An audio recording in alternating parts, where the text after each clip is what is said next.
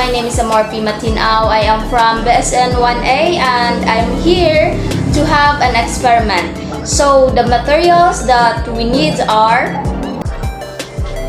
oil, powdered milk, the ethanol, salt, paper clips, the water, the distilled water, the kerosene, acetone, dropper, stirrer,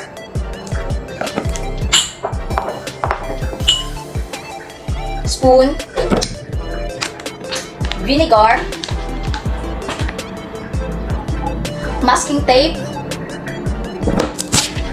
aluminum foil, and the gases.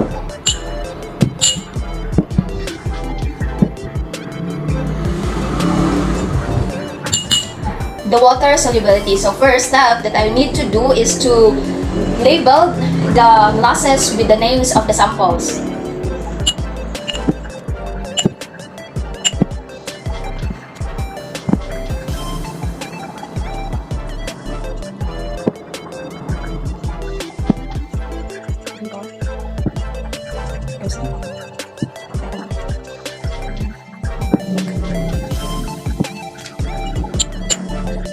The second step is to put the distilled water in each of the label.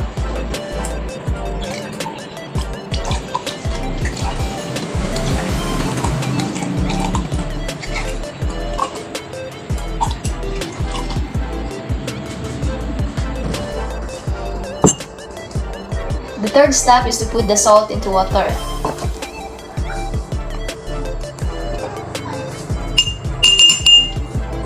The fourth step is to stir it. And the fifth step is to observe if it is soluble or not.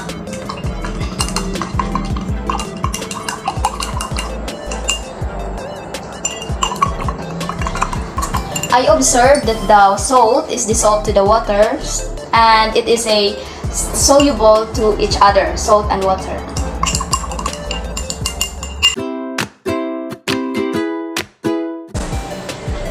And now I will put the oil into water.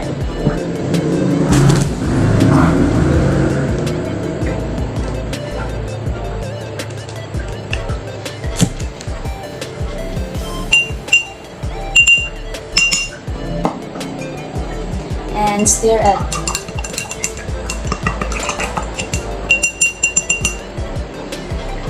I observed that the oil is on the top of the water. So the oil, if you put into the water, it is not dissolved and it is insoluble.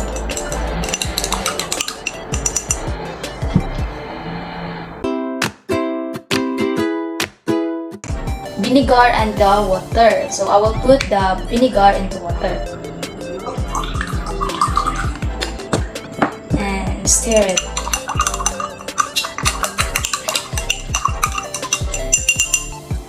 The vinegar is soluble to the water, so they are soluble to each other.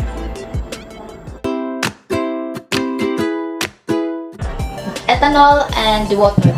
I will put the ethanol to the water and we will observe if it is soluble or not. Stir it.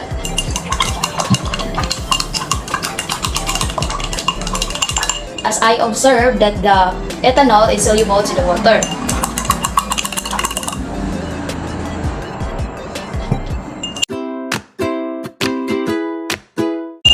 Next is the milk and the water, if it is soluble or not.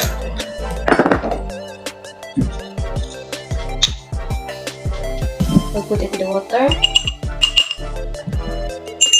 Stir it.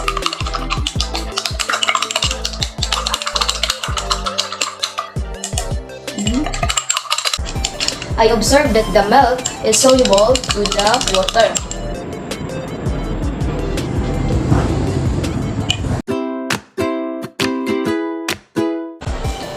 The last sample is kerosene. So I will put the kerosene into the water. and we will observe if it's soluble or not. I will stir it.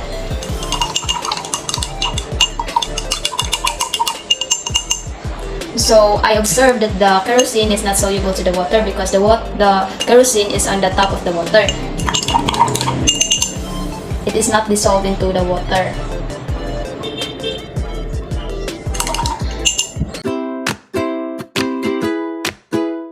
I conclude to my experiment today that the kerosene and the oil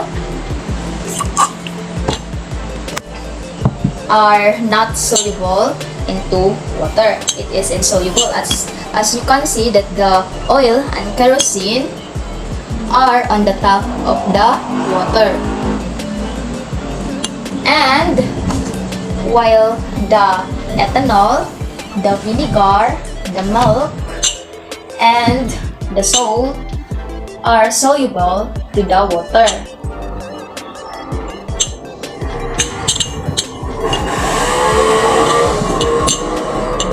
These are the insoluble and these are the soluble to the water.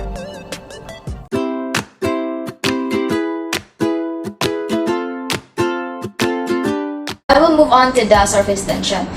The things that I need to have are, I will use the aluminum foil instead of wax paper,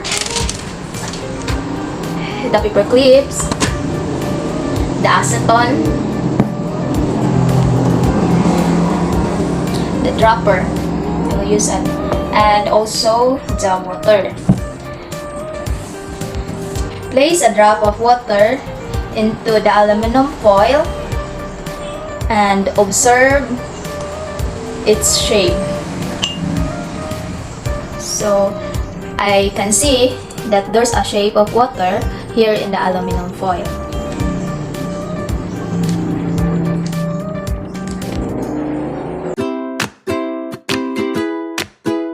I already put the water into the glass, then I will put the paper clip on the below of the surface of the water and release it.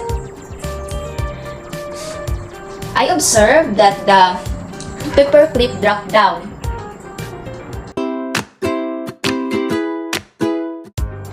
This time, I will put the paper clip on the surface of the water and release it carefully.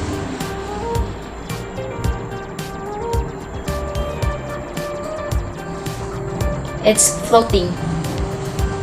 Not same if you will put the paper clip below on the water, it's drop down. But if you put the paper clip on the water, the surface of the water, it's floating. If you will do carefully, release it. Using acetone into the paper clip, I will put the paper clip here in the acetone, same as what I did before. Then the acetone, I will put it here, and same procedure. I will put the paper clip above or on the surface of the water, and we'll see what will happen. It still dropped here.